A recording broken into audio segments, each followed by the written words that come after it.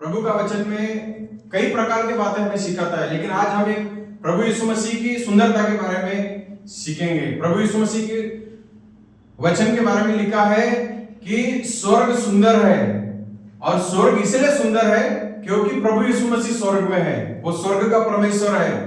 और इसी प्रकार से वो सुंदरता स्वर्ग में यीशु मसीह के कारण है। अगर यीशु मसीह स्वर्ग में नहीं तो एक खाली बंजर जमीन के समान है।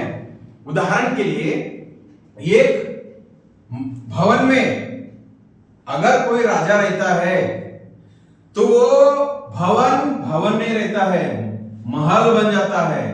इसी प्रकार से प्रभु यीशु मसीह अगर स्वर्ग में नहीं रहता तो स्वर्ग नहीं रहता, उसके बिगुर वो सुंदर नहीं रहता। इसलिए बाइबल हमें क्या सिखाती है कि प्रभु यीशु मसीह जो है 10,000 में परम सुंदर है। श्रेष्ठ गीत में कहता है कि वो सुंदर है, अति सुंदर है, वो पवित्र है। और ऐसा लिखा है कि ये सृष्टि में सबसे श्रेष्ठ और सबसे सुंदर प्रभु है करके वचन में हमें सिखाता है। और प्रभु का वचन में हमें ये सिखाता है 5:16 में, श्रेष्ठ गीत में 5:10 में ये सिखाता है यीशु मसीह जो है पवित्र है, यीशु मसीह जो है सुंदर है, प्रभु यीशु मसीह श्रेष्ठ है। और प्रभु यीशु मसीह का वचन हमें सिखाता है कि जो ये संसार में प्राकृतिक और जितना भी सृष्टि दिख रही है, ये जितनी सृष्टि सुंदर है, ये तो एक सृष्टिकर्ता ने सृष्टि को बनाया है।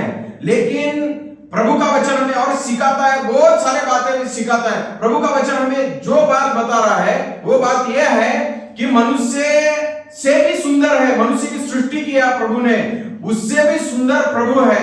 और दूतों से भी सुंदर प्रभु है, दूतों से भी प्रभु सबसे सुंदर है, श्रेष्ठ है।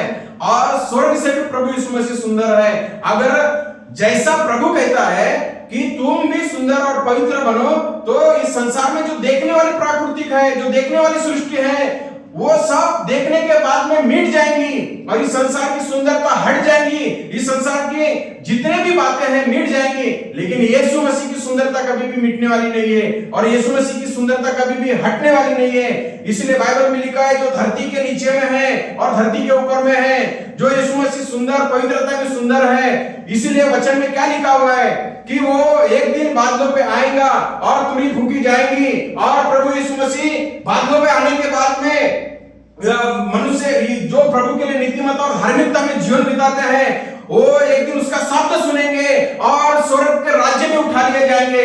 क्योंकि उसकी जो सुंदरता और पवित्रता है वो किसके बारे में कहता है? वो कहता है यीशु मसीह के स्वभाव के बारे में कहता है। परमेश्वर के प्रियो, हालेलुया।